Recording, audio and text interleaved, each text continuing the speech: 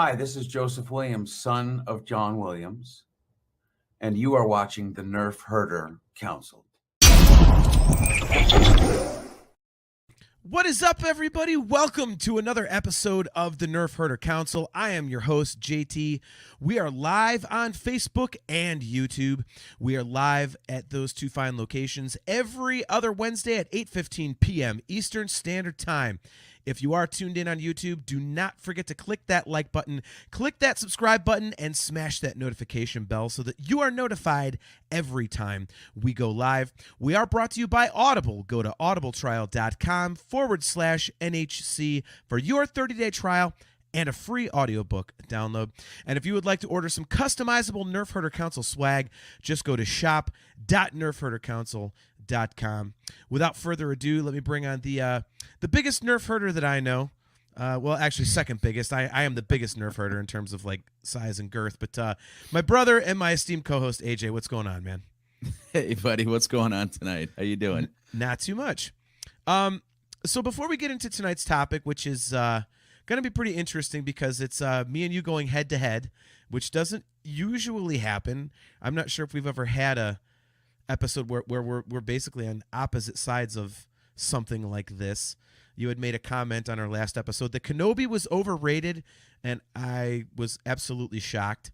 So we decided to come at this show from the perspective of I think it's underrated, you think it's overrated. So that is going to be our topic tonight. We're going to be talking about, obviously, Kenobi on Disney+. But before we get to that, we do have kind of an announcecement to make that we are allowed to tease now, since we only have 2 more episodes before this becomes an actual reality. So, Kale McLeish, good to see you, man. Perfect time to tune in. He says, the brothers Drake, how we doing? Awesome, Kale. Everything's good. Hopefully, if you're still on vacation in Bali, hopefully it's going good. I want to know how many times you sat in with bands, because I know that happened to you the very first night. So, hope everything's going good over there, man. So, yeah, AJ, we years and years and years ago, we had seen a whole bunch of Star Wars podcasts lining up with networks. And, podcasts would band together and, the pitiful little band. But they would band together and, they'd create networks and stuff, the Red 5 network and all these different things. And, I appeared on a few of those as kind of a guest host here and there and things like that. But, we were never invited to do one. And, we never were like, okay, if it happens, it happens. If it doesn't, it doesn't. Cool. Because, those of you who have listened to or watched the show for a long time know that AJ and I do this. This is just for fun for us. It's us. It's an excuse for us to hang out at least once every 2 weeks and nerd out, mostly about Star Wars. So, the network thing never really crossed our mind. Well, I'd say about a month and a half, 2 months ago, a very, very good friend of ours, Spencer Jowitz, who has been on the show before, he actually is a moderator for the Virtual Cantina Network on Facebook, and they have a ton of different shows. They also have over 60,000 followers. I think they're like 61,000 now or something, but tons of followers on there, and it's just a great place to hang out. All the celebration information you could ever want when it comes time for celebration. Again, tons of different great shows and whatnot. Intelligent shows, well-produced shows, and for some unknown reason, about a month and a half, 2 months ago, Spencer came to us and said, hey, we'd like to add the Nerfherder Council to the Virtual Cantina Network. And I was like, are you sure? And even you, when I mentioned it to you, because I was talking to Spencer about it, you were like, what, seriously? Us on their network? Right. So we went through some stuff, and we're working on the graphics now. But yeah, we sent them a few episodes, and I had a long kind of Zoom call with their producers and Spencer and stuff, and basically went through what we do and kind of basically said like, yeah, we'd love to do it. The only caveat to this for us is that we don't want to change our format. We don't want to kind of if we need to fit into a box for you guys, I would prefer not to, because we enjoy what we do. Am I wrong, AJ? I don't think I misspoke for us. No, not at all. That was exactly this conversation that we had when you told me about this was, yeah, we got no problem doing a network, but we do our show. You take it or leave it. Yeah.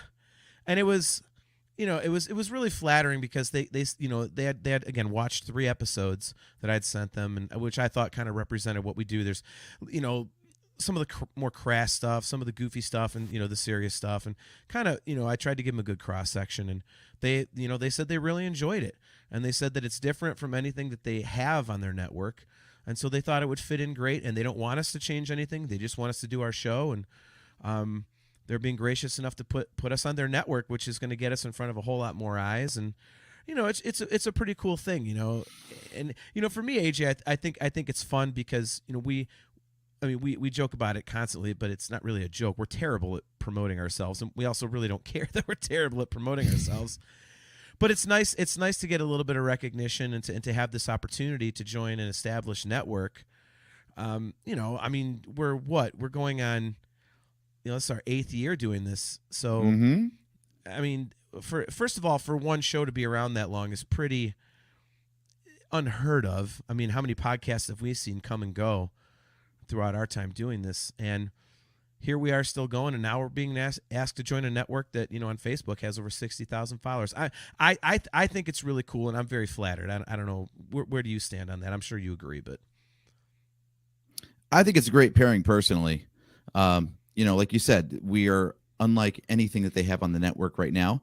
They have a lot of very well-produced, thoughtful, thought-provoking shows, and then they're going to have ours. So that's a nice contrast because we're none of those things. I didn't take that drink. And, 60,000 followers on Facebook. I think we can get that at least to 58,000 or so. So, we'll do it. We'll do what we can. No, I'm just kidding. Oh my God, I love it. No, we love doing what we do, and being able to reach more eyeballs with it is just so much the better because, going live was one of our favorite things, right? Like as soon as we had a chat section to bounce off of and get more people involved in the show, the more fun it became for us. So if we've got more eyeballs on the show, that means more people talking. Everybody gets to have a better time. Yeah, I completely agree.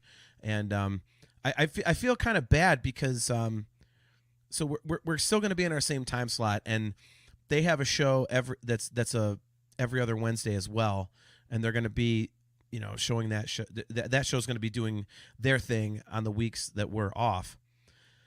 And I want to say it's like an LGBTQ type of a podcast or something, with 2 female hosts and everything. So obviously their content's going to be a lot less dumb and crass as than ours will be. And so I really feel bad for anybody who tunes into their show one week is like, oh, I love this, I'll tune in next week, and then they get our dumbasses. They're gonna be like, what the hell is this crap? So we're gonna disappoint some people right off the rip, I think so. But it'll be fun, and it is definitely a huge honor, and we can't thank Spencer and the moderators, Jeff and all them enough for inviting us. It's definitely a blessing, and I really appreciate them putting their trust in us and appreciating what we do enough to think that it'll actually add to what they provide, because it really is, all joking aside, it's a fantastic network with a ton of fantastic shows. There's something on pretty much every day of the week. They do a lot of live watch-alongs and everything, and it's just and we've hung out with all the people that do these shows and the network and whatnot. And for those of you guys who've listened to the show for a long time, that we met Spencer at Celebration 2019 and just dragged him out on some crazy adventure. So he was exposed to AJ and I. How the hell he likes us after that, I have no idea. But so yeah, we've been friends with him for quite a while now, and it's just we really appreciate it. So K.L. McLeish says, hey, congrats, that's awesome. Thank you, brother. He says, are they still going to let you do Marvel and everything else, or do they only host the Star Wars episodes, or how is this going to work? That was my question, K.L., and they're basically all it's going to be, just imagine we're on an extra platform. I was very adamant about the fact that we like what we do, we want to keep doing what we're doing. And I asked, are they okay if we do a Marvel show, if we do a Star Trek show, or a WTF Friday or something? And they said, yeah, like do it, whatever you do, just do that. And so absolutely nothing is changing, KL. We're just getting in front of more eyes, and that's the reason that we're doing it.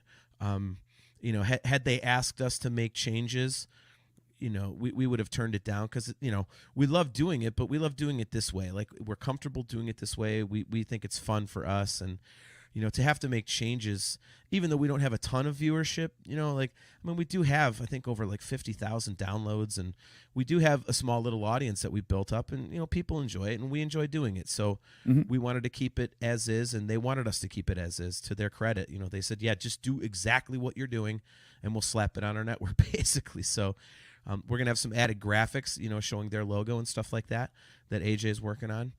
But other than that, it's par for the course. So I'm going off script a little bit, though. For anybody tuning in to John's personal Facebook page for the show,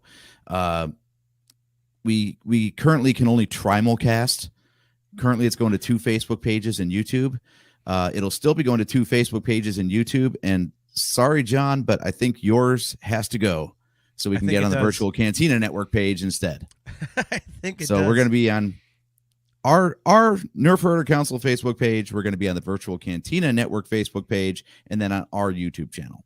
Yeah. So that's the only changes. If you're tuning in to John's personal Facebook, make sure you hit up one of those professional pages instead. Yes. It's, casualty of war, I suppose. But we're going to figure that out. I think next year I'm just going to pony up for the upper level of StreamYard so I can stream to like 10 different places and just slap it everywhere. Because I have to admit, everywhere. Yeah. Because I'm sure everybody wants to see this drivel.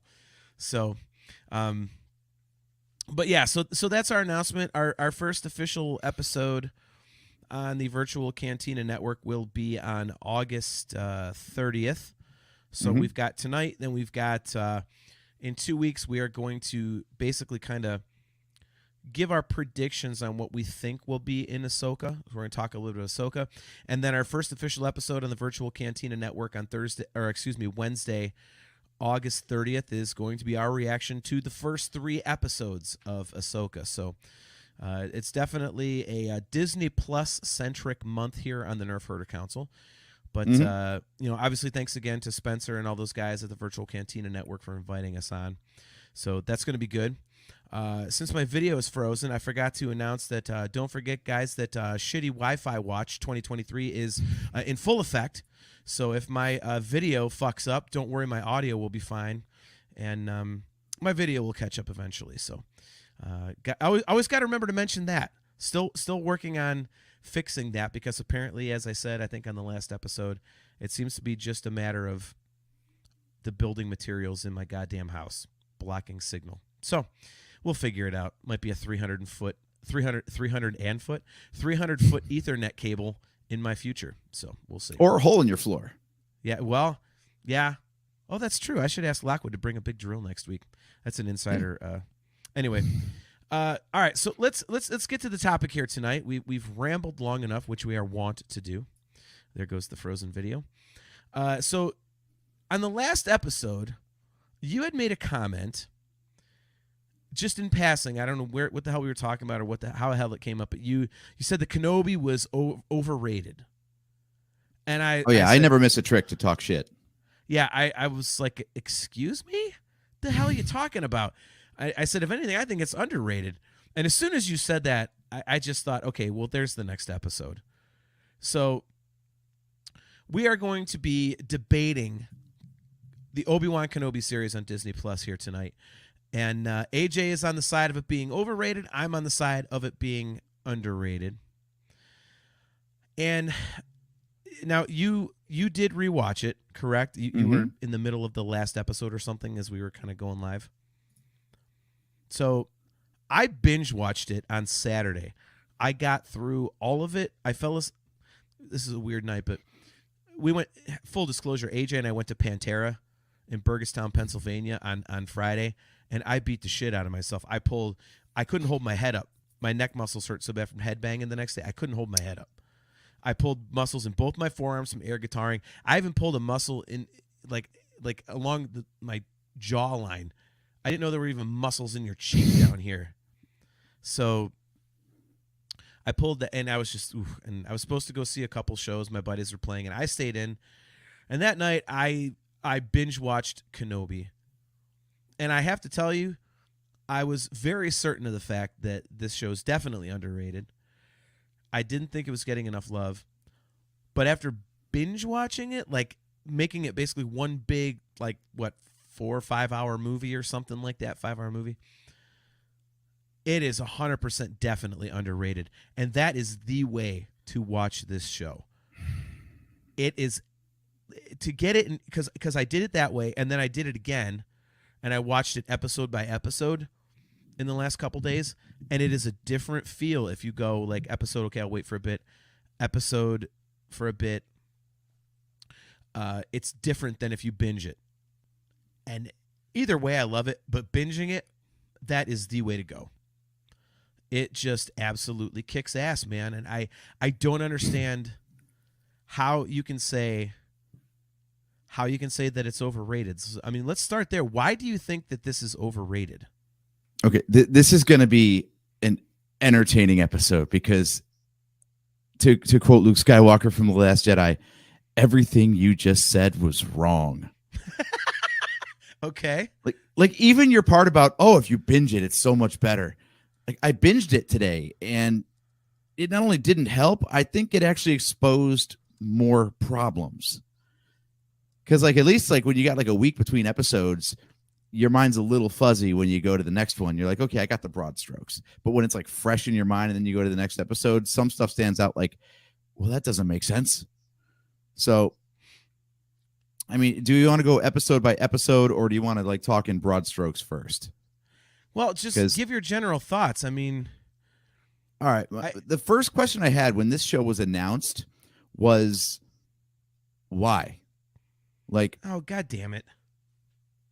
Like, why did we need this? Like, who was clamoring for this? I wanted to know how they were going to take it's like the Rogue One problem, but it's everything we feared about Rogue One to me, where it's like, we know how it ends. We know everything we need to know after this story is told. So how are they going to make it matter? And really, it's just, that's the thing. It's a series that just maintains the status quo. So nothing can really change from the beginning of episode 1 to the end of episode 6. It's all the same because they couldn't interfere with anything that happened prior to it at the end of episode 3, Revenge of the Sith. And they couldn't interfere with anything that I was about to say episode 4, A New Hope, but Rogue One's in there now. So this entire show takes place in a time frame where the characters can't be any different than where they left off in the last movie and where we pick them up in the next one. So everything just ends up not mattering. There's not even any like new side characters introduced. We're like, oh, that's intriguing. I wonder where that's going to go. No, it just doesn't matter. None of it matters. So the third sister isn't a new character that has like a character arc in this, and all of a sudden you're like, okay, now she could potentially be like someone going forward they could build something around, or at least put her into another storyline as a former Inquisitor who's now, basically, gone back to the light. They could. I don't think they will, because frankly, that character was confusing. How? I mean, help me out here. So she had beef with Vader, right? Okay. Okay, so her main goal in life was to get back at Vader. So she joined the Inquisitorius and worked her way up through the ranks just to get at Vader. Is that right? And that's correct. It's an actual question. It's not clear from the show. It's very clear from the show. If you want to question anything, question why so many people ran through with a lightsaber and survive. Okay, there you go. It's on my list. Don't worry, we're getting there. I'll give you that one. But really, like, okay, so she survived Order 66. Okay, and she's got beef with Obi-Wan because he wasn't there to protect him, which that would have been a really easy conversation. They had that conversation. Why didn't he just go, well, I was busy killing General Grievous, and then Order 66 happened on me, so I was too busy trying to be killed myself to help you not die. Sorry. So, like, her whole beef with Kenobi not being there to protect him, like, he was doing something kind of important. He was, like, ending the Clone Wars. So she's got beef with Kenobi for no good reason, and she's got beef with Vader because he was the one doing all the killing. So she joins him for her entire life up until this series, and then decides she's gonna execute her plan.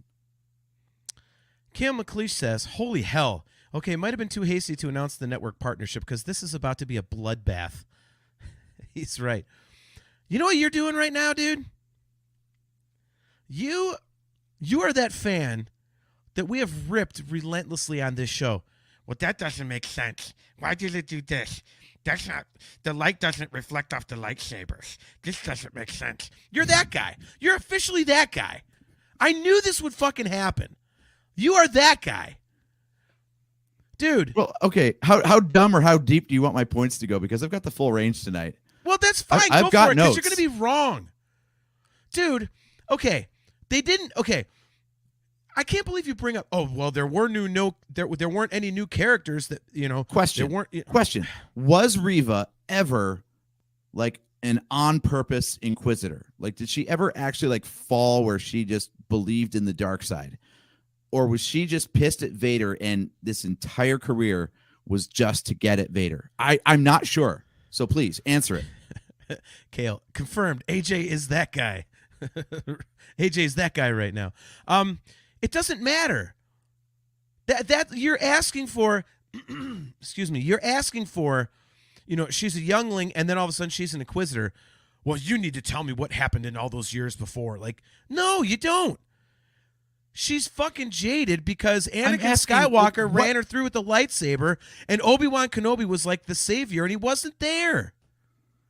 And, all he had to do is have that conversation. When? He went into hiding. When are they going to have that conversation? You want him to have that conversation? When are they going to have that conversation? Hold. I've got notes. Episode 4. So Reva's in episode 4? No. 5. Episode 5. Episode 5. The show. Okay, I'm thinking you're New Hope Empire. Sorry. Yeah, sorry. Right. No. Part 5. We'll call them parts because that's what they're titled. Yeah, in part 5, when they're laying siege to Jabeam, I think is a planet. Yes. They're talking through the door, and that's when they have that conversation. And yeah, Reva's like, "You weren't there. You weren't there to protect us." And all Obi-Wan would have had to say is like, "I was fighting Grievous. I was doing my job. Sorry."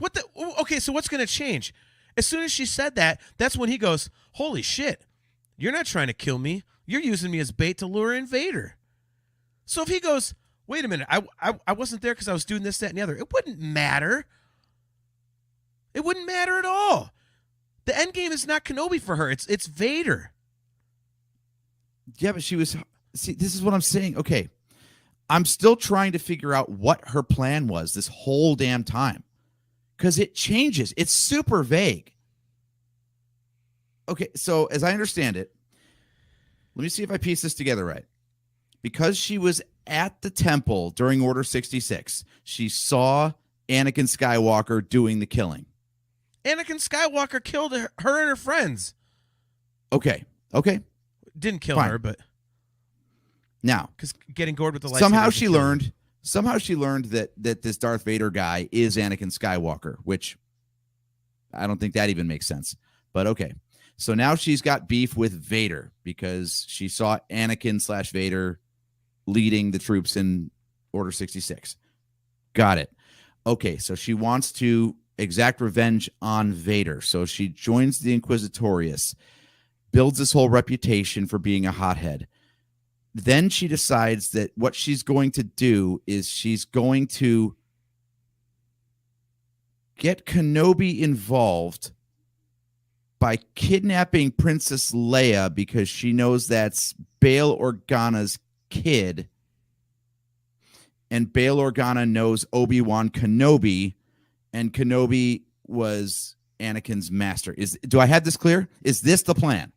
Why is this so goddamn difficult? Yes.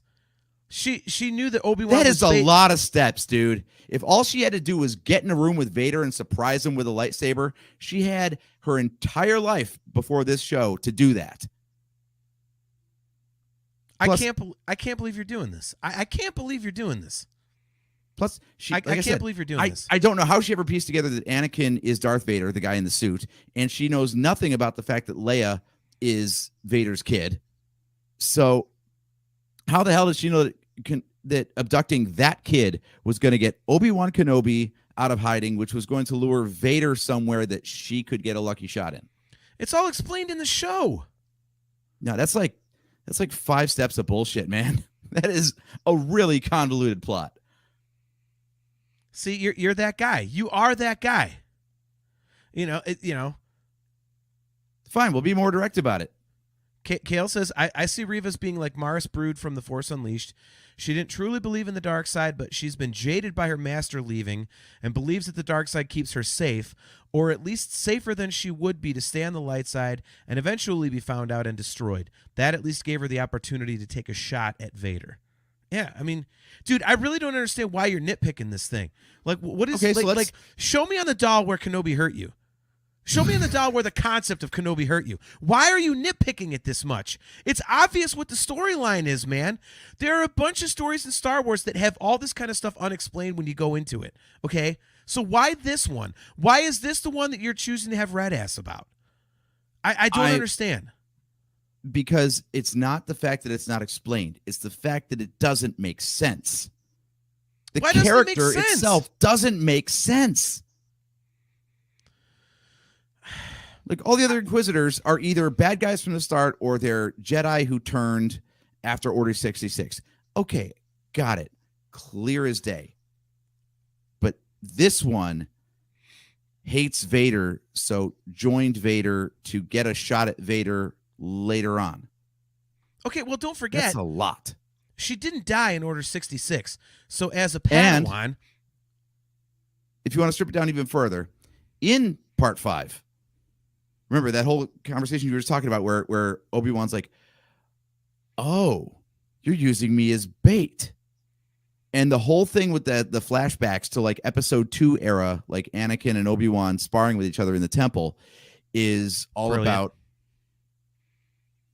like how to outsmart Vader because he's too aggressive and he could be blinded by like his laser focus, Kale. Hey, John, hey, if you we're moving to a new network. Might as well get a new co-host. Nice. Look, Kale's mad at you. He says, in all caps, it makes plenty of sense, AJ.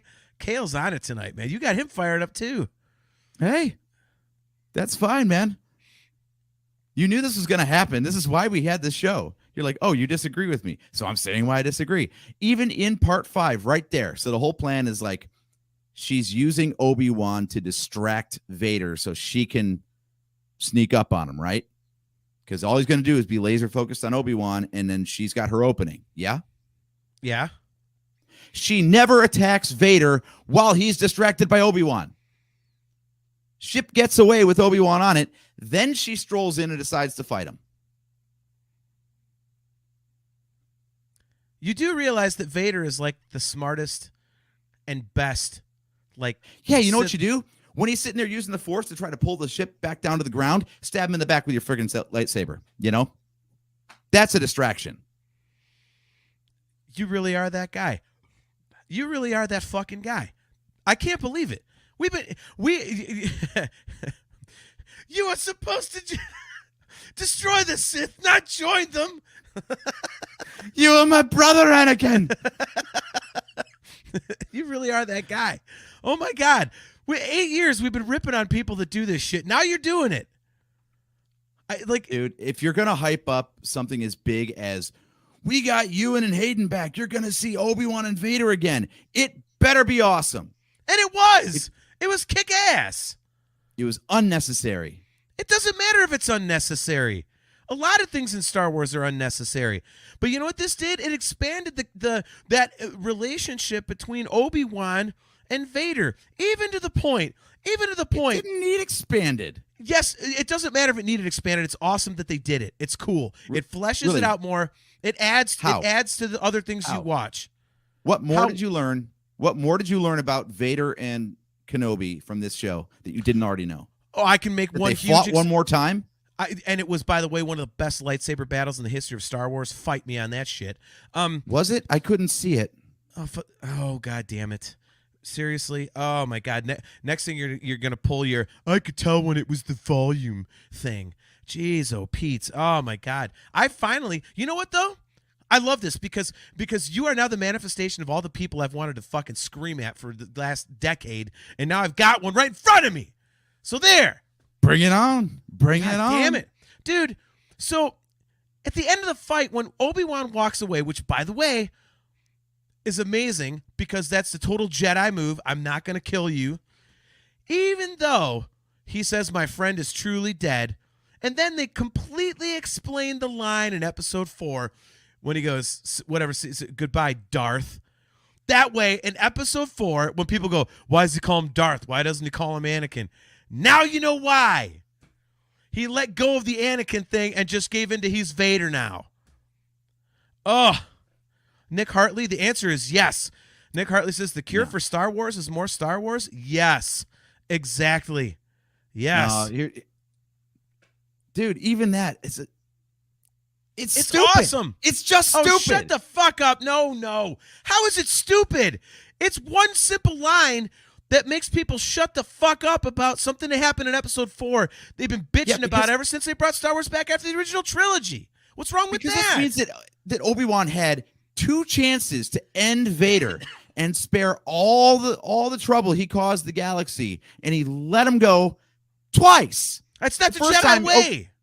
The first time I get it, it's his brother and he's traumatized. He's going to leave him there, which also dick move, by the way.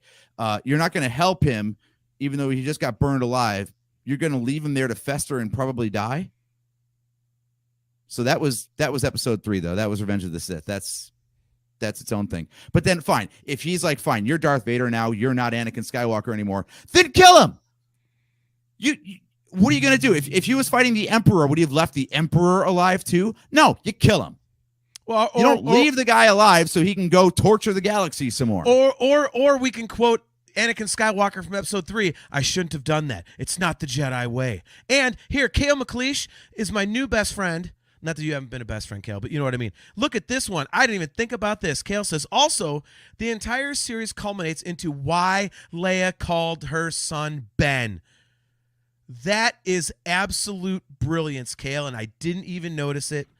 That is fucking brilliance. AJ, just sit the rest of this show out.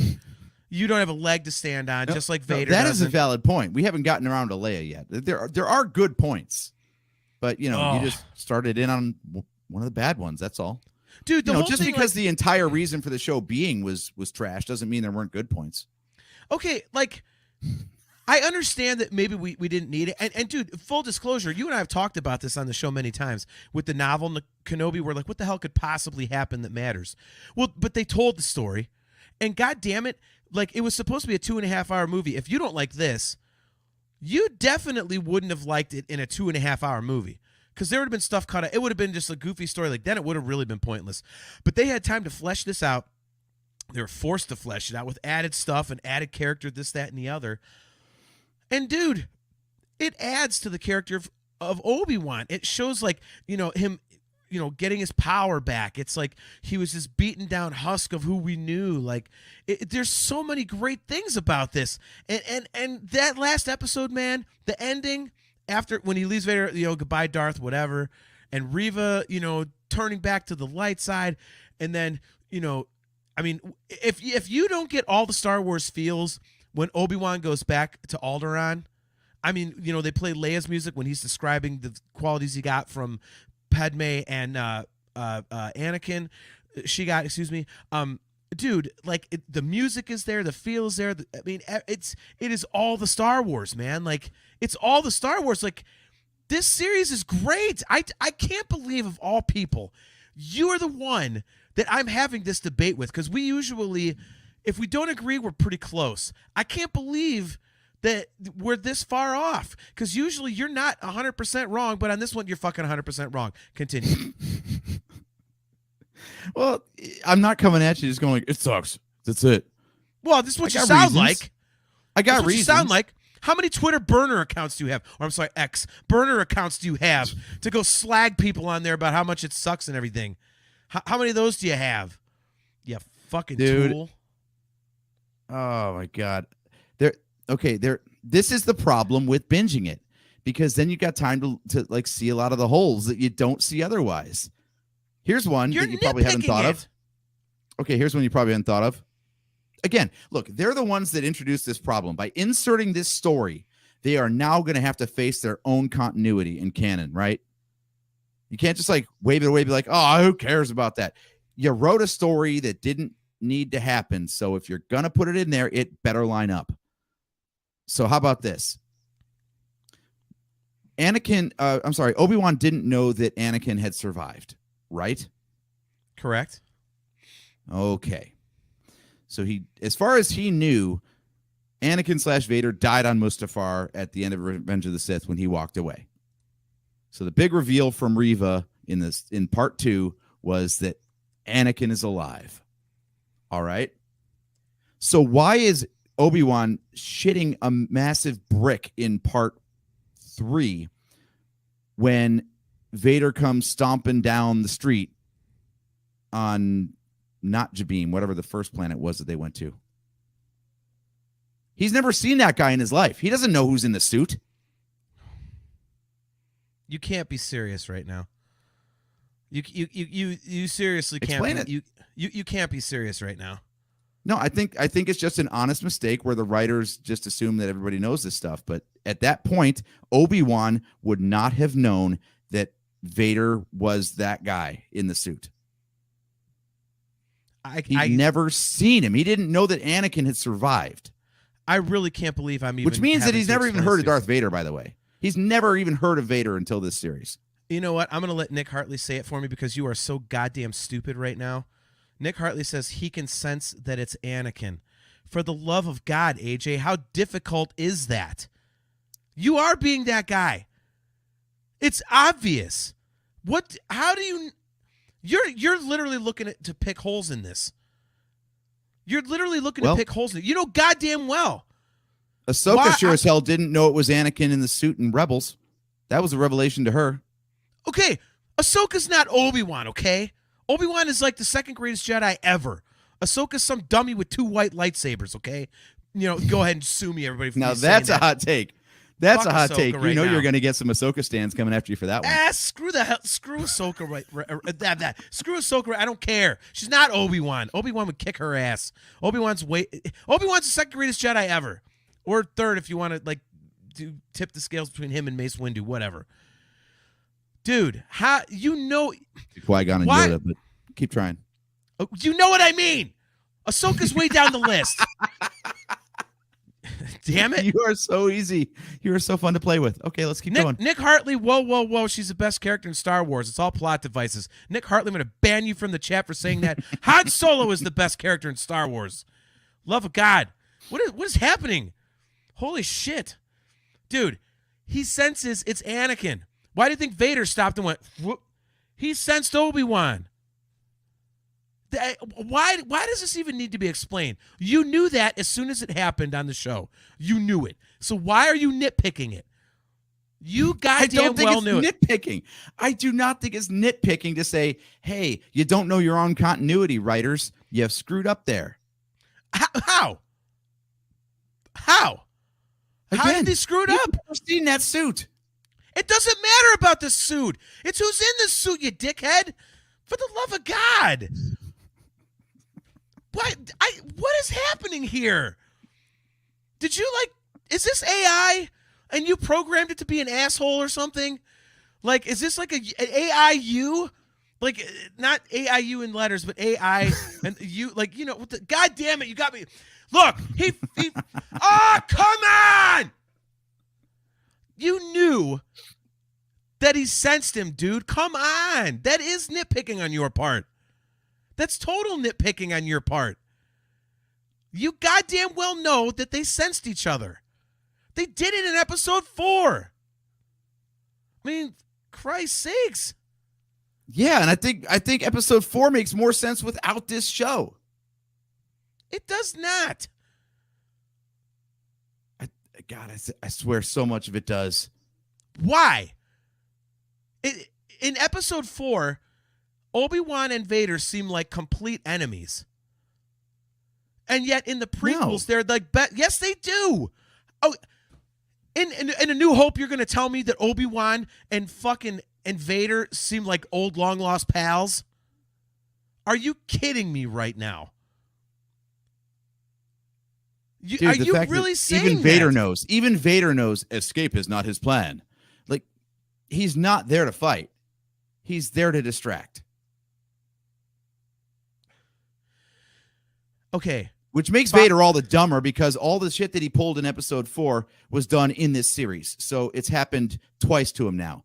Just like Obi-Wan is stupid because he left him alive at the end of Revenge of the Sith and he leaves him alive at the end of this show.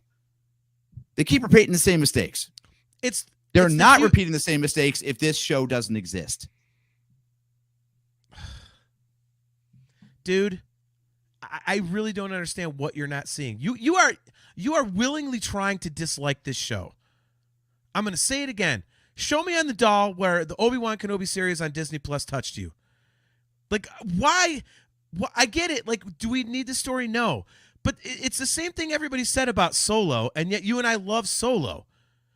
And didn't that like enhance? I'm trying to figure out what the difference is. I really am, because it comes down to execution somehow, and that's where I don't understand where it's coming from. But something just never hit about this show for me, and when I rewatch it, it hits even less.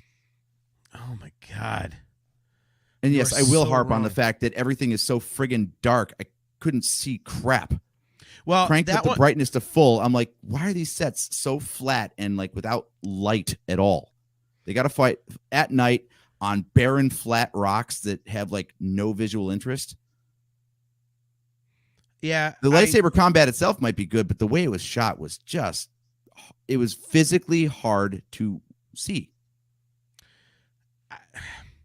I will give you that, because when I rewatched the final episode tonight, we were in the living room, and even with the blinds shut, it was still like any kind of light behind us was like, it was really difficult to see. Mm-hmm. But when I binged it on Saturday, I was down in the man cave like late at night, so it was dark, so I could see fine. But you're not wrong on that. So, it's, I hate to. That's the one problem. The one problem they've got one with new cameras that can capture low light better, and also having actual LEDs in the sabers now, so they do cast light on the actors. They're playing a lot more with that instead of like in the olden days where they had to light the crap out of the set regardless, because otherwise nothing would be captured in the shot. So there's something to be said for like the old school limitations, because it was actually easier to follow what was going on. And when you're going to have a kick-ass lightsaber duel like this, you want to see all of that stuff. Yeah, I mean, look, I'll give you that. I mean, if your complaint about the show is going to be, there should have been more contrast and brightness so you could at least see a little better, okay, fine. But your other stuff is just, oh my God. Yeah, when Obi-Wan refers to these as the dark times in A New Hope, I don't think he was actually talking about the light level, but it's kind of true. Nice.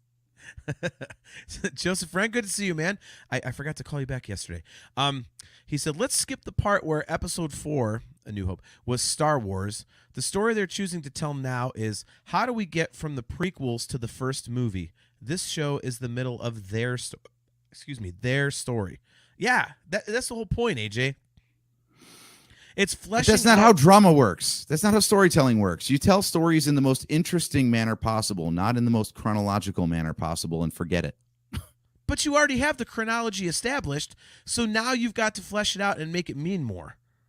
Again, in A New Hope, Vader and Obi-Wan seem like complete enemies, and yet in the prequels, they're best friends. So you have to. You don't have to. But if you want to tell more Star Wars stories, one of the good ones to tell is, how do they go from best friends to, okay, I basically hate you. Like, that's what this is kind of doing. I mean, it's, like, oh my gosh. Sorry. Kale yelling in the comments just cracks me up. You aren't how drama works. Oh my God. It's flashed me back to Archer. You're not my supervisor. Anyway. Wow. There's a nerd property we haven't touched on this Right. show yet. We'll have to get the third brother on for that one. Yes. Anyway, AJJT and DA. Boy, will that be? I was going to say, we don't really have a third brother. It's kind of like the fifth Marx brother. We don't really acknowledge him in our careers here. Okay. Now, wait a minute. That's in a our horrible careers thing as to say. podcasters, I said. Okay, all right. I was gonna say, don't. If you say like we don't really acknowledge our older brother, Oh, like that's a no, horrible no, thing to say. No. People are gonna think. No, "You I'm look only like your big trying to brother," trigger you tonight, not him. Oh my god, I seriously can't believe that you're looking at it this way. Like I'm shocked. Honestly, I came All into right, this thinking that after you rewatched it, you'd be like, yeah, I don't think it's as bad as I thought it was. And instead we both went further into our arguments. Yeah. Let's pivot to the good stuff, though. Let's pivot to the good stuff. Got The two whole words show? for you. Okay. Princess Leia. Yes, thank you. And okay, even that, dude. Even that. That is like a character that people have shit on her and Reva Moses. I forget her last name. The actress. They have shit on those two actresses the most in this Ingram. series, and yet Moses Ingram. Thank you. I don't And know yet how I came up with that, but okay. Yeah, good. 1 point for me. probably because all the online dickheads who now you're friends with apparently have just crapped all over her for no reason. That I hate. I hate the fact that they go after the people that, act in these things like, you're the problem. Like, she did what she was told. That's the actor's job. Yeah. If you And don't like the way the character was written, it doesn't mean the actress is at fault. And you know what these people need to It's like do? going after Kelly Marie Tran because you don't like Rose Tico, Yeah, and you know what? I'm going to go solo for this because I do have a teeny little rant to go on against Star Wars fans. Boy, thank God we're not in the network now. I really wanted to say this. So these people that are going off about Moses Ingram, they really need to start looking at Star Wars history. They need to look at Hayden Christensen, Ahmed Best, actors like that who just got they crushed them. And then all of a sudden, like 10, 15 years later, they're like, oh my God, you're my favorite. I went and rewatched it, and it's actually not as bad as I think. So all you people crapping on Moses Ingram and young Leia for their acting performances and this, that, and the other, fuck you. Okay? Stop shitting on these people because eventually you're going to love it. It happens all of the time. And no one can deny that it does. And I'm so tired of seeing this happen. And the only reason that it's slightly the teeniest bit okay with me is because of the redemption story.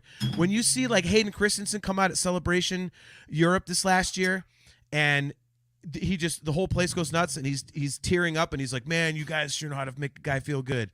Like, that's awesome. But these goddamn fans that crap on these actors and actresses, shut the fuck up, okay? You can't do it, because if you could, you'd be in the business and you'd be in Star Wars, but you're not. And a decade from now, you're going to go back and be like, oh, I actually really like that character, so shut up, okay? Shut up. I am so sick of seeing that crap. Okay, back to your normally scheduled programming. No, I agree, and I'm going to follow on with that. Sorry. As much as we love this stuff and we're yelling at each other, we're still having fun with it. It's still entertainment at the end of the day. Okay, Yes. These aren't world leaders making decisions on the course of society that are ruining, life for entire populations at a time. They're just performers doing a job. So even if they shit the bed hard and they ruin your favorite franchise, it's just entertainment, people. It's not that big a deal. Yeah. And I it's can't good. believe the way people they legit get death threats over this stuff. Like, what do you understand the value of a human life versus the value of the thing that they did that you don't like? Right. Like, Yep. Come on, that's just an ugly look all the way around. Yeah. And it's disgusting because, like I said, I mean, dude, you and I were at the 20th anniversary panel for Phantom Menace, and the ovation that Ahmed Best got was just legendary. And then they bring him back as Keller and Beck, and just play. Everyone loves that. In Mando, Hayden Christensen comes back. Everyone loves. It's like, just stop with this shit, dude. Like, it is so unbelievably tiring Obviously I'm joking about you being one of those guys, but we do hate those sorts of fans that pull that crap, and it's maybe it's gatekeeping on our part or something, whatever the hell the term is. I hate those internet terms, but I think we're not wrong in saying that those people are just assholes. And Moses Ingram I thought was awesome.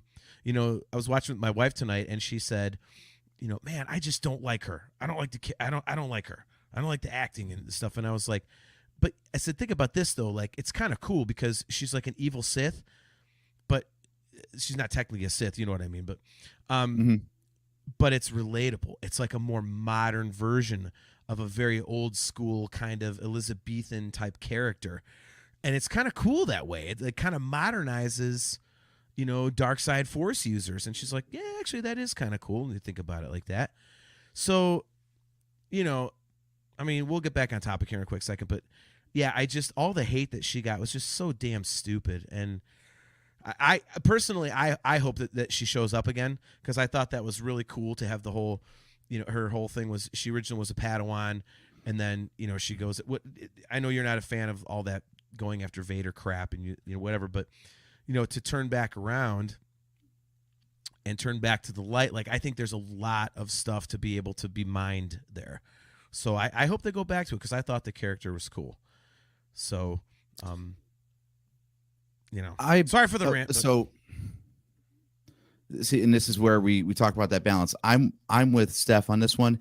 I wasn't a fan of the character or the portrayal. Like, I don't know. There's like we grew up on George Lucas Star Wars, where the dialogue was very stilted and stylized, and these modern Star Wars productions are more just like you pulled somebody off the streets of modern day LA and dropped them in a galaxy far, far away. Like they're talking and speaking in ways that just like normal people talk, and that's kind of like what she did in this show. So I'm like, it's not very Star Warsy, I guess, is the dumbest way you could put it. But yeah, like when she busted out lines, I'm like, that's exactly the way a modern adult would say that exact thing in this year of real life, not a way that a character in Star Wars would say that. But I'm not going to sit there and say like, she's the worst thing ever, and I'm going to send her an angry X or whatever the hell you call a tweet these days. Like, right. All right, so she did a thing, and I didn't like the way she did that thing. Moving on. Yeah. It's not that big a deal. Yeah, I mean, to your point about like the dialogue and stuff like that, I don't mind it, because when I think of Star Wars dialogue trying to be too modern, to where I go, like when I notice it, I think back to the the opening scene of The Last Jedi, which I love The Last Jedi, obviously, but the whole like mom joke and I'll hold, and like that was like, okay, that's a little too out of the realm of this did not feel like that to me. Like, was it a little more modern way to speak? Yes. Was it a little bit out of Star Wars lexicon? A little bit, but it didn't throw me off. I was like, okay, I was still into the vibe of Star Wars while she was speaking that way. So, I want to get a couple comments up here, because our amazing viewers are chiming in here on this, and I kind of want to bring some cool comments up here, and then we'll go on to the positive stuff. So, Joseph Wren says, Ewan McGregor is Obi-Wan Kenobi if Sir Alec Guinness is no longer alive. He's as perfect a choice as Ryan Reynolds being God, I can't talk. He's as perfect a choice as Ryan Reynolds being Deadpool. We all want him to have a good Obi-Wan story. Yes. Kale is talking about young Leia. He says, brilliantly cast. She's honestly so good as Leia, and almost playing a bit of Padme as well. Kale, that is an awesome observation yet again. I completely agree with that. Especially for a young girl like that to be able to pull that stuff off. Like, I thought it was awesome. Did you see her at the panels at Celebration? I did. Yeah, well, I saw a little bit of it. She's like talking. I think they just. I'm pretty sure they actually have a time machine, and they took like a 37-year-old woman and just reversed her down to being 10 years old, because right. There's no way a child of her age talks that well. Yeah. She acted. I mean, if you're going to be Princess Leia, you better be able to talk that well, I suppose. So, oh my gosh, she was so good. Mimar, awesome to see you. Thanks for tuning in. She's talking about these fans that kind of crap all over everything that I was ranting about. She says they can choose to not like something and also not ruin everyone's good time. Dicks. Like, I completely agree. That is, they just try and like serve everybody a shit sandwich because they don't like it, and it's ugh. Kale McLeish on that topic says, have to agree with you, dude. What's the phrase? Don't hate the player, hate the game. Hate the character, not the actor. Yes. Completely agree, man. Yeah, I hate that was even a thing with this whole show. It's just, oof, my God. And Joseph Wren nails it. He says, always remember. Oh, Jesus, I burped on the mic. That was good. Always remember, John will hate this less than anything containing the whales from space. Oh, yeah. Yeah, we are 3 weeks away from space whales.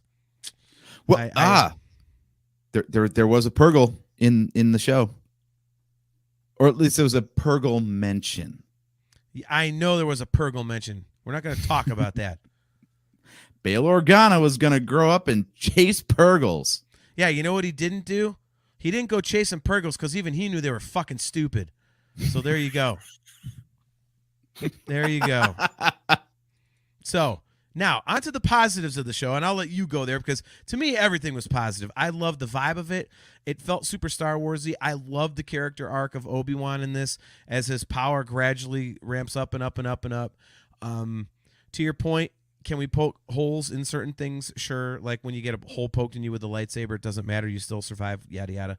I don't care. When you can barely move a comm link across a desk at the beginning of the episode and then you hold back an entire ocean 20 minutes later. Yeah.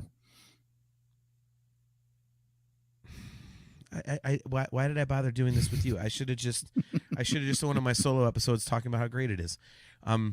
Anyway, yeah, I want to talk more about Princess Leia. Okay, let's do that. So obviously, like, I think the acting was fantastic, but I mean, remember when the show first debuted, and one of the big questions we all had was, okay, how we knew that Obi-Wan was going to get off of Tatooine. So, okay, what could possibly get Obi-Wan to come out of hiding? And for them to pluck Princess Leia out of nowhere, like, I don't know who called that, because no one we talked to had any idea that was going to be happening. Yep. So to have her in the show at all was a stroke of genius. I love that. Well, I mean, and the way they wrote the character, I thought was just spot on. Amazing stuff. I completely agree. And, as you said, you think that the show is pointless. Well, if you're going to give it a point, what better way to give it a point than, because if it's just like Obi-Wan is on Tatooine and he's just going to go rescue some random person we don't know, then you could go, okay, okay, who really cares? What is this really doing? It's just showing Obi-Wan's still a hero. You can't do that. But because it's Leia, that gives it purpose. So there's your answer to, so, and I totally agree on the acting and whatnot. I know a lot of people don't. I thought it was great. I mean, first of all, I'm not expecting, Sir Laurence Olivier from a 10-year-old kid in these things. You know what I mean? And I just thought that it was great. It was, she, if nothing else, she definitely had that Leia energy to her. That spunk and that attitude and that defiance. And it was great. And, again, when you're thinking, okay, well, it's Obi-Wan Kenobi's story, like what is going to matter? You just nailed it. Oh, I know. Let's bring in Princess Leia. You're like, holy shit, wow. Okay, so now the emotional stakes are way up there. And, you said earlier, we know how it's going to turn out. Well, yeah, we knew how it was going to turn out with Solo and with Rogue One and stuff like that. So it's all down to the writing to make you care and make you give a shit and make it make sense and make it matter. And they did that with this show. It was like, and Leia was a huge part of that. Like it even added to the Leia character when you see her, that's why she's so much more regal and so much more refined when we see her in A New Hope, as opposed to Luke, who's still just a farm boy because he hasn't had the life experiences that Leia's had. And it's cool to see that, So, I agree with you, man. The Leia thing was awesome. Yeah, and I like the through line of her constantly treating droids like people. And, it starts off with her cousin, like, ridiculing her for that. And, she gets a good one-liner in on him about, like, why do you why do you treat lower life forms so politely? She's like, oh, then I guess I don't have to treat you very politely then. Yeah. Which was awesome. But that was cool to show like she's got that compassionate side to her and also this insightfulness and empathy. And then even in the first episode, when Obi-Wan tries to refuse Bail, Bail calls him like, oh my God, Leia's been kidnapped. We need your help. And he's like, well, I got Luke over here though, man. And he's like, screw you. Leia means just as much and you know it. Like, yes. Okay, cool. Because everyone's all focused on like, gotta watch after the boy, gotta watch after the boy, gotta watch after the boy. And, Bail's the one who stands up and says, the girl matters too, as much or more. And turns out that that's actually kind of true throughout the way the, rest of the movies play out. So, right. Yeah, I thought that was great the way that they just not only, found a way to get Leia in there, but also organically worked in, organically. Anyway, worked in a reason that the characters should care in addition to the audience. Yeah. I thought that was like super clever. Yep. No, and plus like every time she was on screen and doing stuff, I was like, yeah, that just, I never had to like process. This is in my mind, this is how I know I'm, enjoying something and the acting is good. I don't think about it. Like you're bitching about all these points that I have from earlier, but if the production was doing its job, I wouldn't have noticed those things. We've talked about this before where we can point out plot holes and stuff and we just don't care because it's just that good. In this, the plot holes and all these things did bother me because the rest of it wasn't. But like when Leia's on screen and she's delivering her lines, I'm just along for it. I'm not going like, is she believable that she would grow up into Carrie Fisher? Are they really the same character? No, it's Leia. It's just Leia through and through. All right. I mean, I disagree with the other parts, but yeah, I mean, it is Leia. And to your point about the surprise of it all, like that was, I know when I watched the first episode and, because you had watched it before I did. And, I was sitting in the swimming pool and, at Celebration, and I'm sitting there floating around and it was just really relaxing. And I had a drink in my hand. I'm watching, Kenobi on my phone and she comes out. I was like, holy shit, Princess Leia. Like, what the hell? Wow. The other awesome thing about putting her in this show, again, if she hasn't been blacklisted because of fan response, now they've got a young Leia that if they do choose to revisit these characters in a few years, they've got a young Leia that will age up in time with the shows. So if they want to get like a Rebels era Leia in there, because, Leia did make an appearance in that show, they've got her. They could do a live action 15-year-old Princess Leia, no problem. That's another good point. Yeah, kind of like how, like, Ewan McGregor has aged into Obi-Wan. She ages into Leia. That's now. But now here's the thing: are you going to complain if they do a Leia story with her because you've said that this Obi-Wan thing is pointless? Don't you think the Leia anything Leia they would do would be pointless? No, because there's nothing. We don't really know anything about Leia between her appearance in this. This is basically her first appearance in canon, except for, as a newborn and A New Hope. So there's a lot of stuff that's happened to her that we know nothing about. But does it matter? That's what I'm saying. You said this Obi-Wan story doesn't matter. Well, what does it matter? Leia becomes a senator. She like, what does it matter? I feel like she's much more of a blank slate. I don't feel like the character arcs of Anakin or Obi-Wan were missing anything that this show needed to fill in. I think it reinforced parts of their characters, but it didn't really like add anything. All right, you know what? I'll give you like that. in Solo, for example. Solo starts off as idealistic. Well, he starts off idealistic and then ends up, jaded at the end. So we see how he made that transition. I don't think that Obi-Wan really ended up any different from this show other than to be like, okay, so he forgot for a while and then had to relearn how to be a Jedi. Okay. But he was already kind of there in A New Hope and in Rebels when he showed up in that too. So I don't think that seeing that transition in this show really like added any depth to his character. I'll disagree on that. I think it added a lot of depth to the character. And all that happened for Vader was for the Emperor to yell at him at the end and say, "Shut the fuck up about Kenobi. We've got things to do." Okay, but it's like the first cracks in the armor that you see. It's like, okay, well, maybe there's this emotion there that is going to be untamable, which eventually does end up being the Emperor's downfall, Vader's emotion. I mean, I would say, is it necessary to like show this part of the Anakin Obi-Wan story? Like, maybe not. But to me, it's like it's one of the most intriguing relationships, if not the most intriguing relationship in all of Star Wars. So to throw more logs onto that fire, for want of a better term, I think it's great. Because it's like now you go back and watch the prequels, and you again, like it's kind of like how I said in the prequels, like Episode 3 is my favorite because like you know how it's going to end, so you know what's coming, so you're kind of like at the edge of your seat, like, oh my god, like what the hell's going to happen? Well, now like with this show, you see beaten down Ben Kenobi at the beginning, and then Episode 2 of the show, Part 2, Vader's coming in. And I mean, we knew that because of the casting announcement beforehand. But you're like, okay, well, now what the hell is going to happen? And then you're trying to figure out how it gets from there to A New Hope, and it just adds that layer of intrigue and just more meat onto that bone. Like I used that analogy before because I'm terrible at analogies, but there's just there's more there to absorb, and it's a great relationship, and it really kind of it does fill in that blank of, as I said earlier, they're best friends in the prequels, and then all of a sudden in A New Hope they're like bitter enemies. Like, so what the hell happened outside of basically Anakin getting burned to death? I know that's downplaying him burning to death, but Obi-Wan was still, "You are my brother." He's sobbing at the end. He's heartbroken.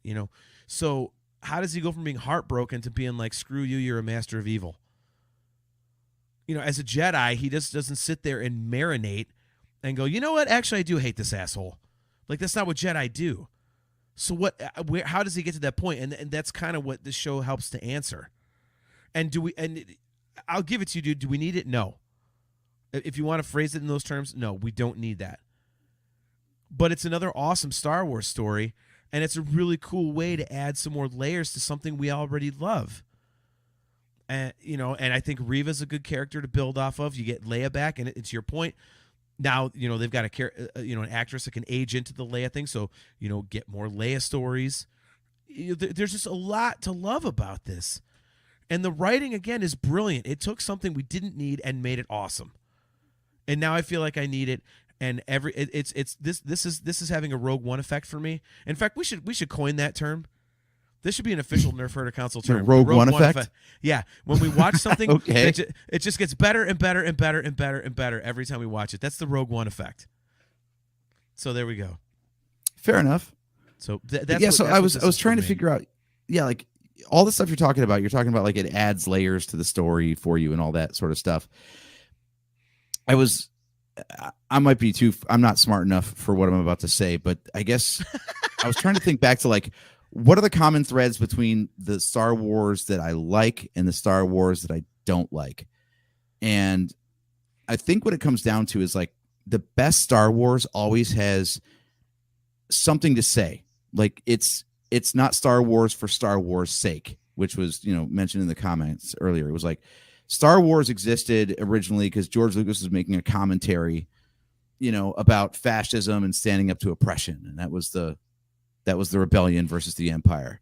And then the prequel trilogy was about complacency and how the pursuit of security leads to the loss of freedom.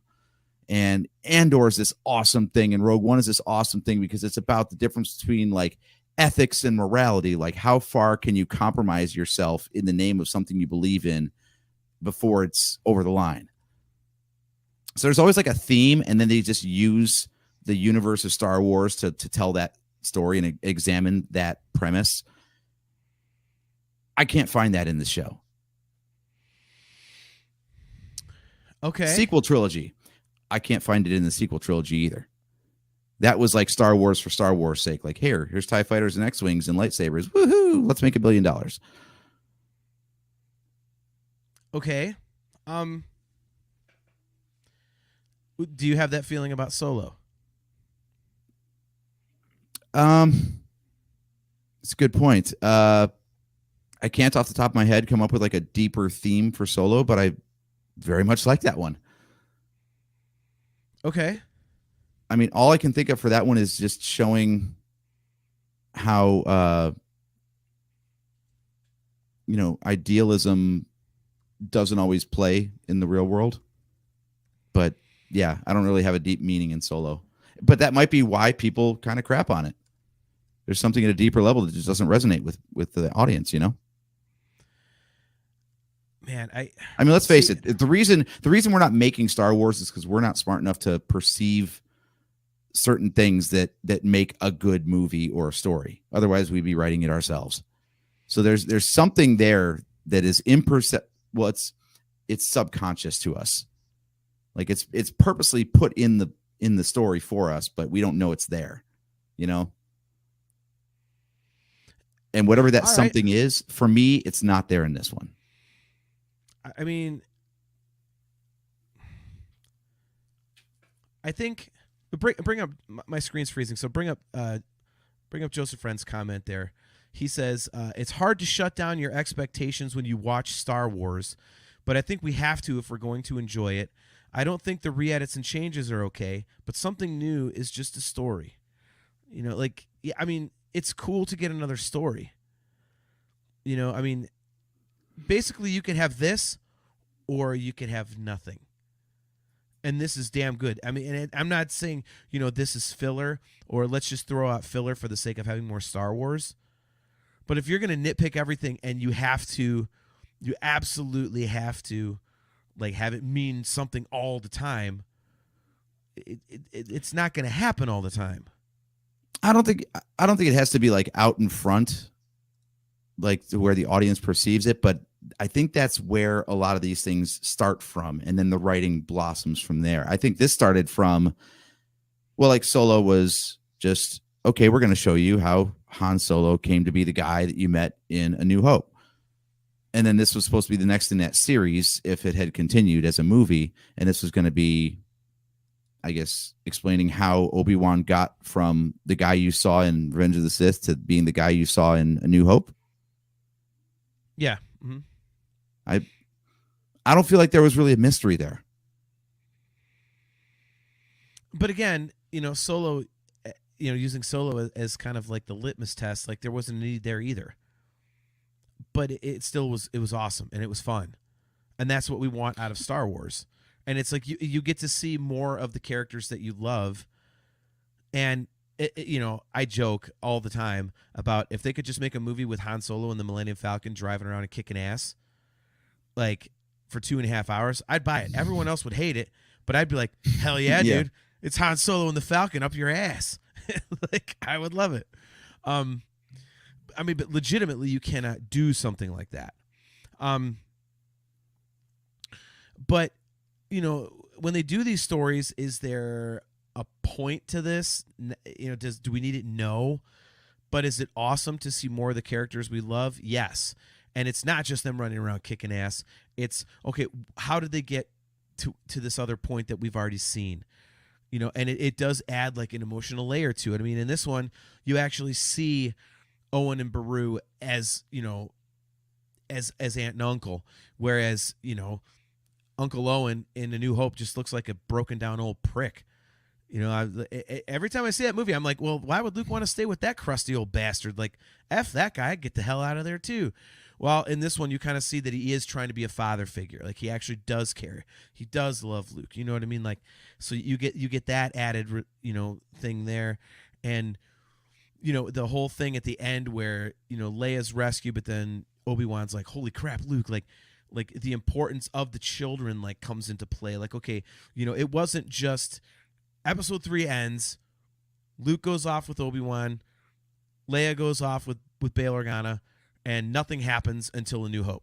They just sit there in beautiful harmony and nothing. No, it's like, it's cool. It's kind of like, okay, well, it makes their journey to get to that movie, it makes that mean more. Like, there were trials and tribulations. I hate using typical terms like that, but there were hurdles and hardships and trials and tribulations along the way. It wasn't just this smooth, easy road. Like, they were hunted. The Jedi were hunted. Where do you come down on Joe's comment here about everything Luke in this show is filler? It's the only piece you can cut and throw away. I think he might be right on that. That was one of the big hurdles I had actually with that finale episode. That the 5th episode to me is the finale for the most part, minus the big fight between Vader and Obi-Wan, because all the stuff on Tatooine where Reva now decides she's going to go hunt down Luke, like that was a weird thing. And also, like, they tried very hard to make sure that Luke never knew that it was anyone with a lightsaber coming after him. And yet there's clearly a shot where he's running across the desert and there's a red lightsaber like trailing after him that he sees, like clear as day. Well, wouldn't you? I feel like they kind of like wrote themselves into a problem with that one. Wouldn't you run your ass off if you thought it was a Tusken Raider, and instead it's some person running at you with a laser sword? Well, that's the thing. Luke would know what the hell a Tusken Raider is at this point. He would know that is not a Tusken Raider. That's why he's running and damn near shitting his pants. That's what I'm saying. But I'm okay. By the time it gets to A New Hope and all that, like, he's never seen any of this crap before.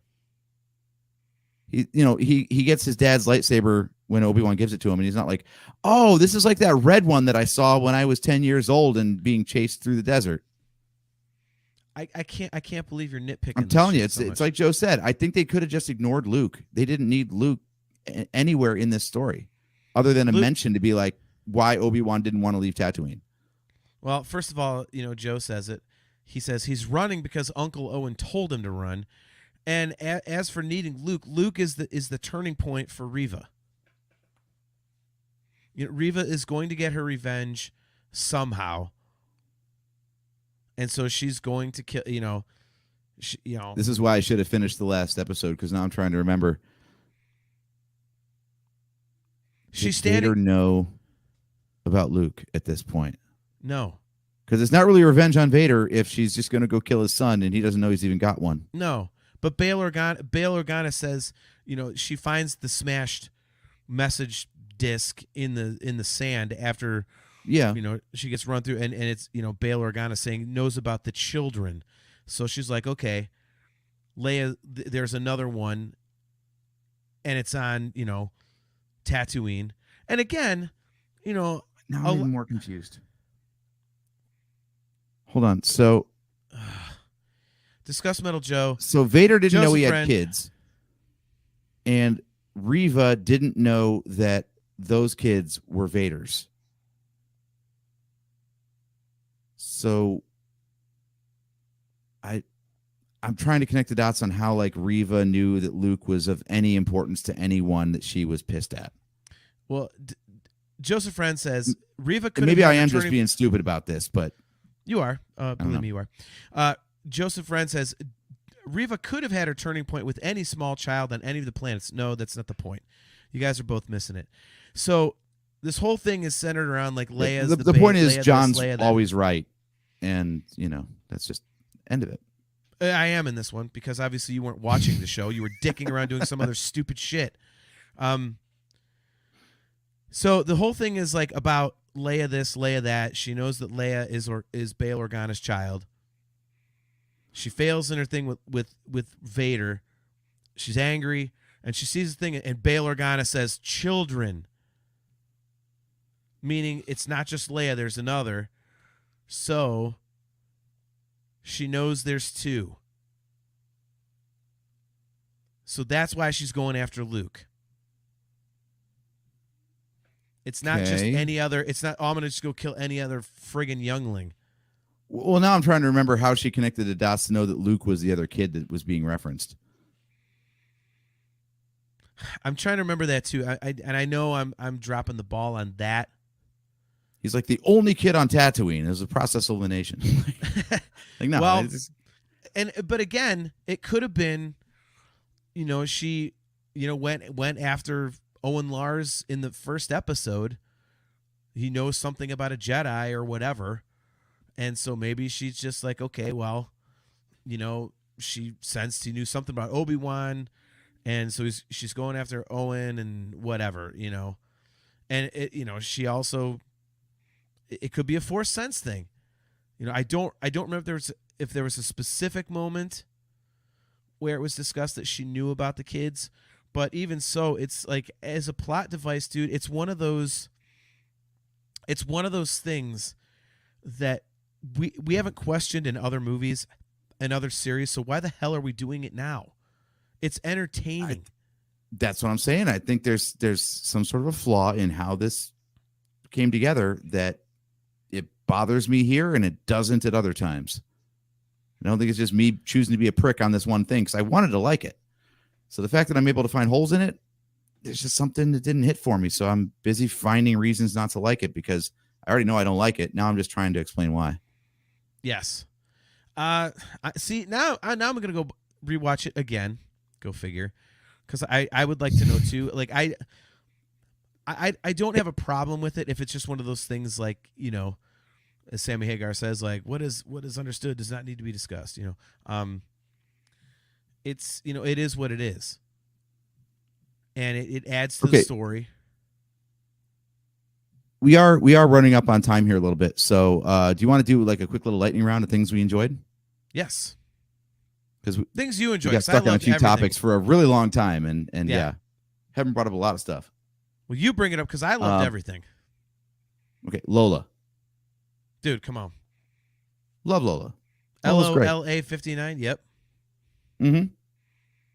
That was awesome. I think I actually didn't mind the Grand Inquisitor. What's there to mind? It was amazing. Well, people were complaining that like he doesn't look like the animated version, and the voice is different, and the outfit changed. Like, it works for me. Stop. And while we're on the subject of Inquisitors, I really hope we get more of the. Am I allowed to say like the Asian Inquisitor? Is that Fifth brother? Fifth brother, yes.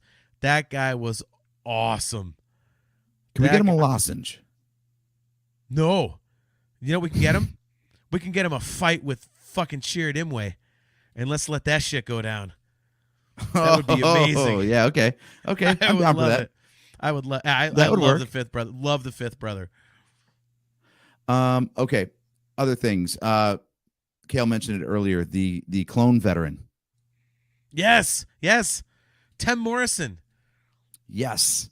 And he's even that character has had a little backstory written for him. It just came out in a visual dictionary that's going to come out later this year. Star Wars Explained just did a little video on it today, actually. And he this clone was apparently at Order 66. He was at Christophsis, and he was at Umbara, which, if you remember Clone Wars, that's like one of the most tragic arcs there is, when it's clones versus clones, because the Jedi General turns to the dark side and convinces both sides that the other side is the enemy wearing friendly armor. Oh, so God. Yeah, so basically this guy had the ultimate shit life, and now he's just an old decrepit vet on the streets of Dayun, whatever. Dayun, yeah. Dayu, there we go, Dayu. Yeah. Yeah, so that was cool. The Tem cameo was definitely awesome. Yep. I'm pretty sure the holographic image, the holographic mugshot of Kenobi that people were carrying around, I think that was the cover art from John Jackson Miller's Kenobi novel. Really? I think so. I can't confirm that, but it looked familiar, and I looked up the image of the book cover, and it seems to line up. Wow, okay. So that's a cool little Easter egg. I like that. Fortress Inquisitorius. How great did that look? Dude. The whole, like, most of its underwater thing was awesome and creepy, and like, that was amazing. Purge Troopers. Yes. Live action Purge Troopers. Gotta love that. If you're a fan of the Red Hot Chili Peppers, we got Flea. Right. I'm pretty sure he got his wang chopped off, by the way. Because, I mean, we know how that guy's built. And that lightsaber, what's the first thing that's going to hit a spinning lightsaber for being pulled towards it, really? Come on. Right. Look at Cale McLeish talking about the drunken trooper. It was a Tem out of Tem. 2 thumbs up, Kale. Nice. Well played, my friend. Well played. It was a 10 out of 10. All right. Okay, so continue, yeah, so all awesome stuff. I mean, I thought that again, Leia was amazing. She had so many good little one-liners and stuff. How about the little nugget that Obi-Wan might have a brother? Yeah. I thought that was really cool. His name is every Fred, one of Fred like Kenobi. Yeah, Fred Kenobi. There we It's go. Fred. He's Obi-2 Kenobi.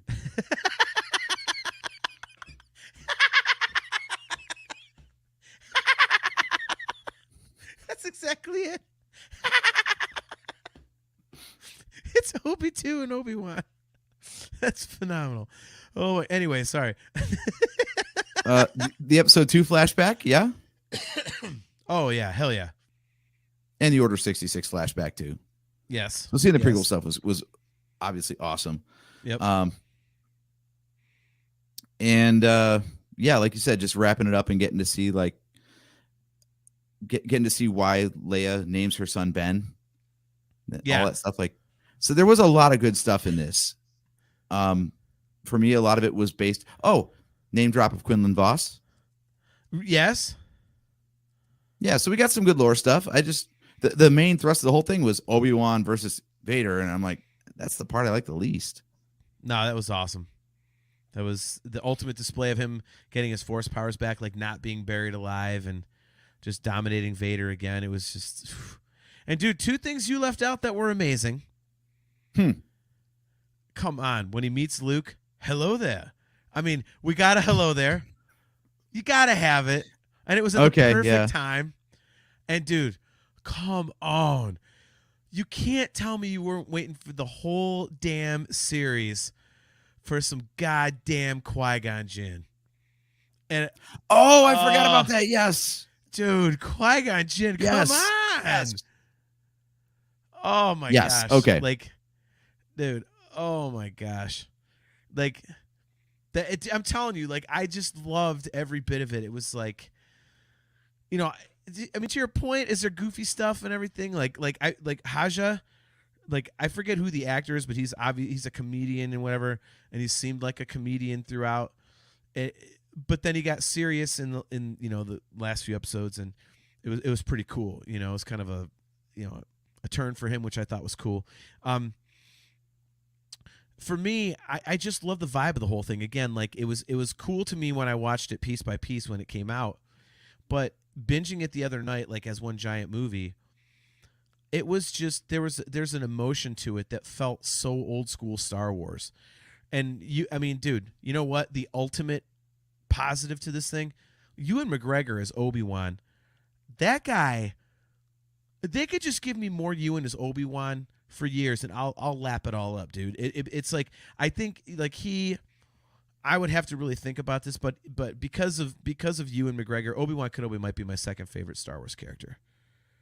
Like, I just, that portrayal and beefing that character up and just the way that he's like such this amazing Jedi, but so humanized now, is just absolutely fantastic for me. And I just love the way he does it, and this whole thing of, you know, he cut himself off from the Force. He couldn't do squat if he wanted to, you know, at the beginning of the show. And then he kind of gets back into it. All of a sudden, like, the power comes back. He, like, you know, just absolutely starts feeling it flowing again. It's just awesome to me. It feels right. It feels great. You're right. It's a story we did not need, but I love that we got it because it beefs up something I already love. It's so freaking cool, dude. You know, it's like, do I already have a shitload of Cleveland Browns clothes? Yeah. Do I need more Browns clothes? No.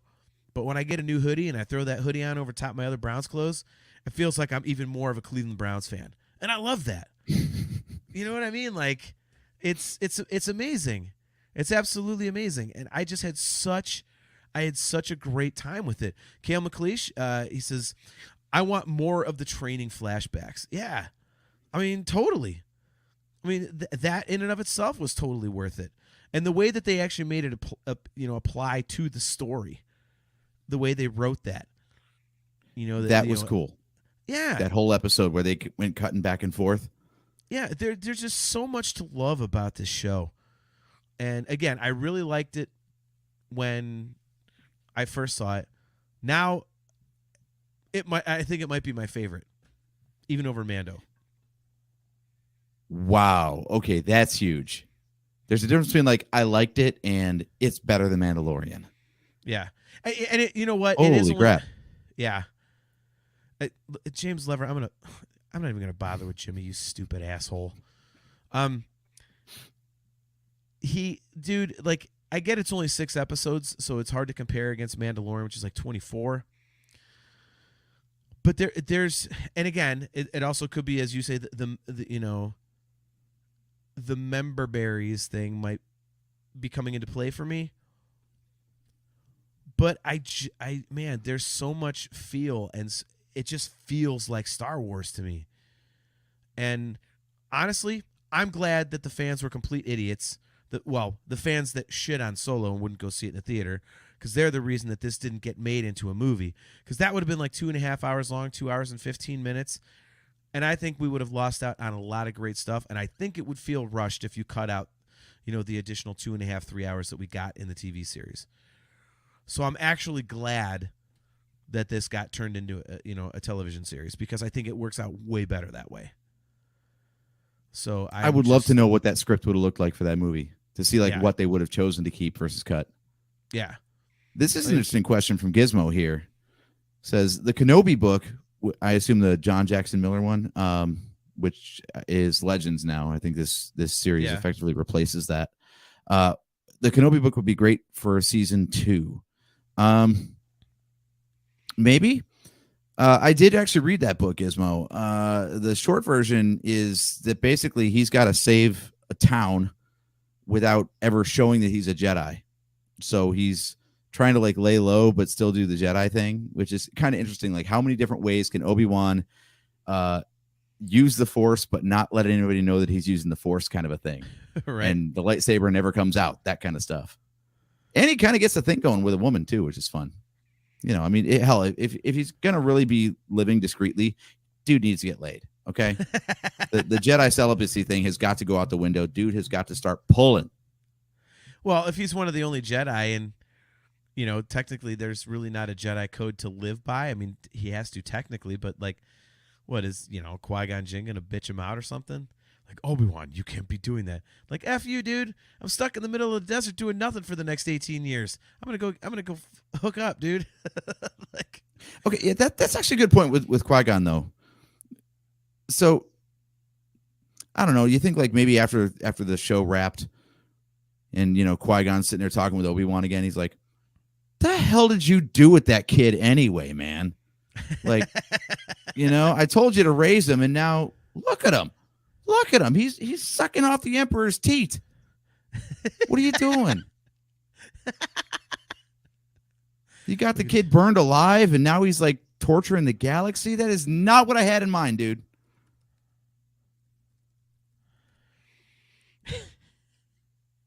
The amount of things that we could joke about this show, by the way, I will give you that.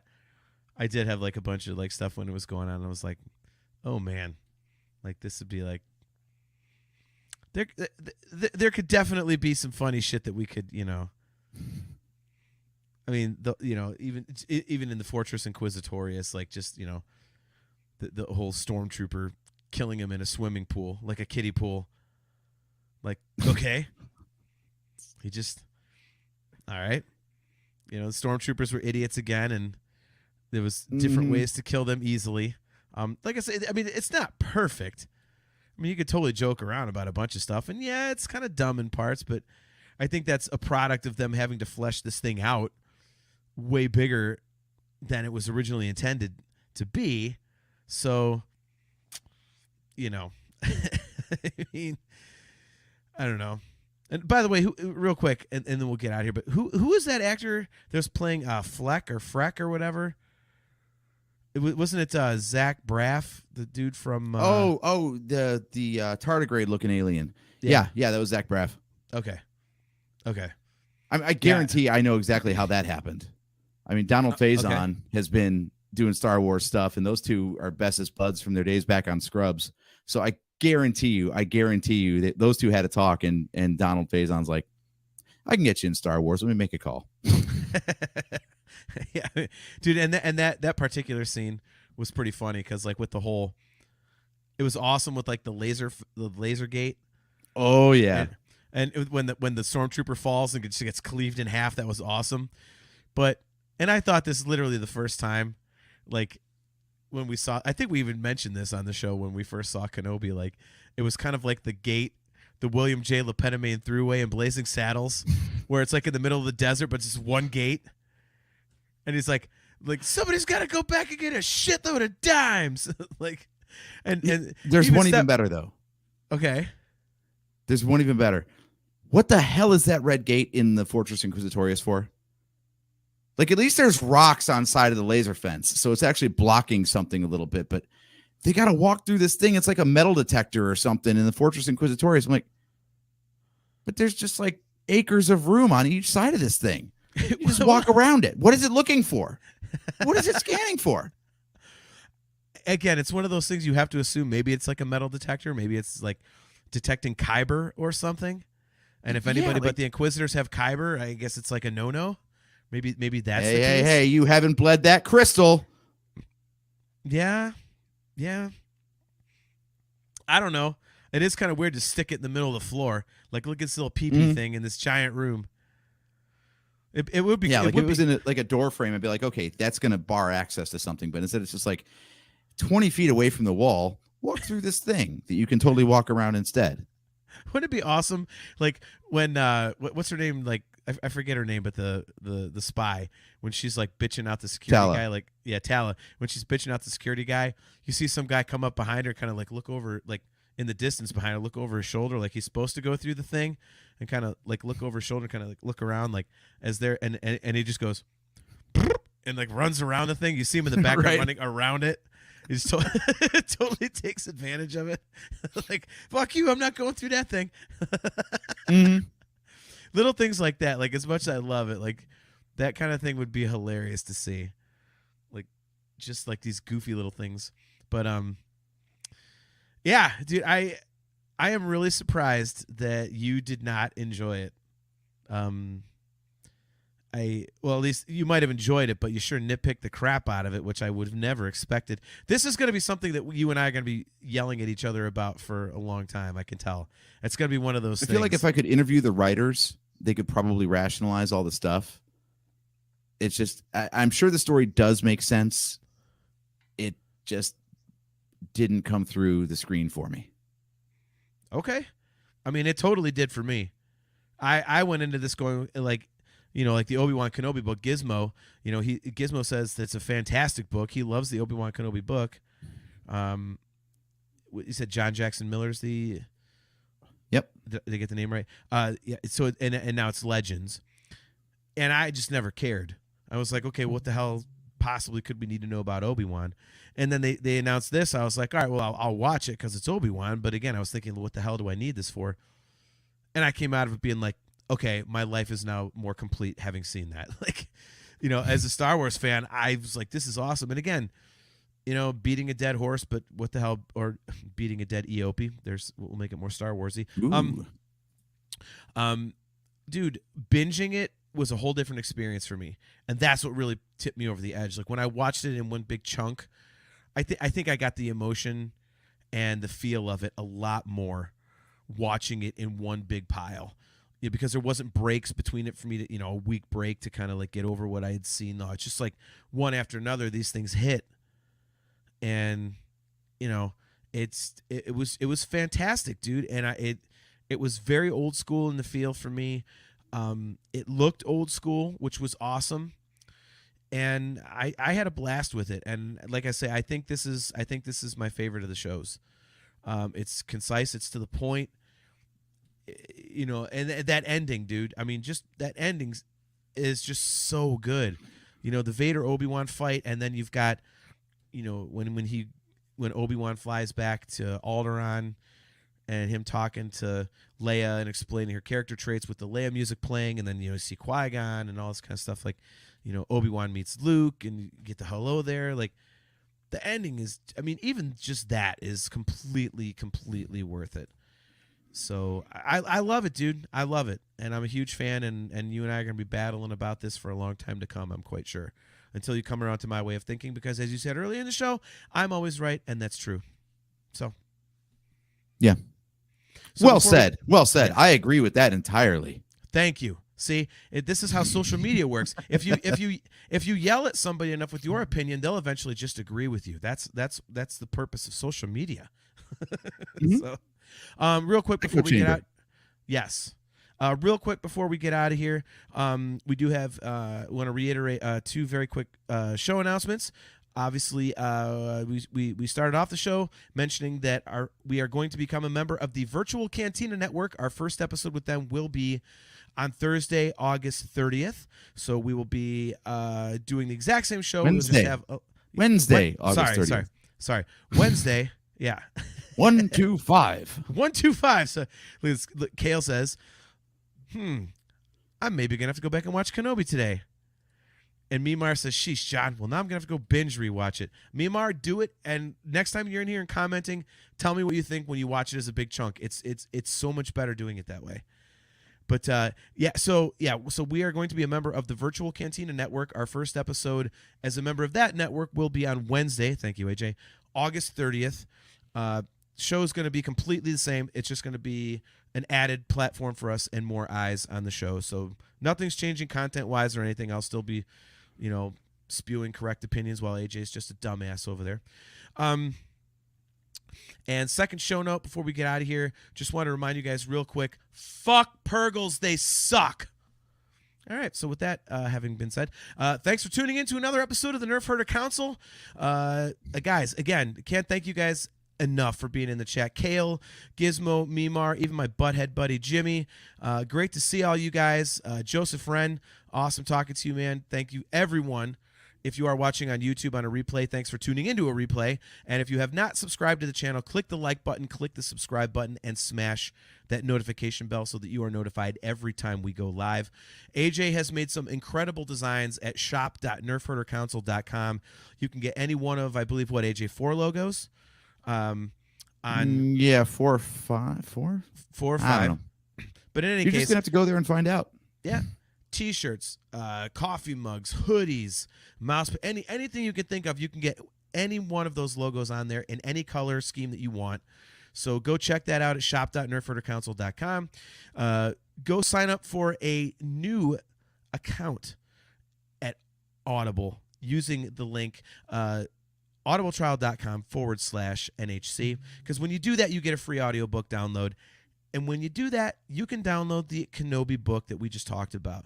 And Gizmo says it's awesome. AJ enjoyed it, so check that out. You can get it for free. Guys, it's amazing. We have one more episode before we are official members of the Virtual Cantina Network. We love you guys. We appreciate you guys. And we will be right back here on Wednesday, August 16th at 8:15 p.m. Eastern Standard Time. And until then, I am your host, JT, at Dog Pound Jedi. He is AJ. At Drake Adams 579. And we will catch you guys. AJ's wrong. Kenobi is awesome. Kenobi is really, really badass. And AJ, end the show. My damn computer froze again. We'll catch you next time. Oh, look at that. We're out of time. I guess we're just going to have to go now. All right.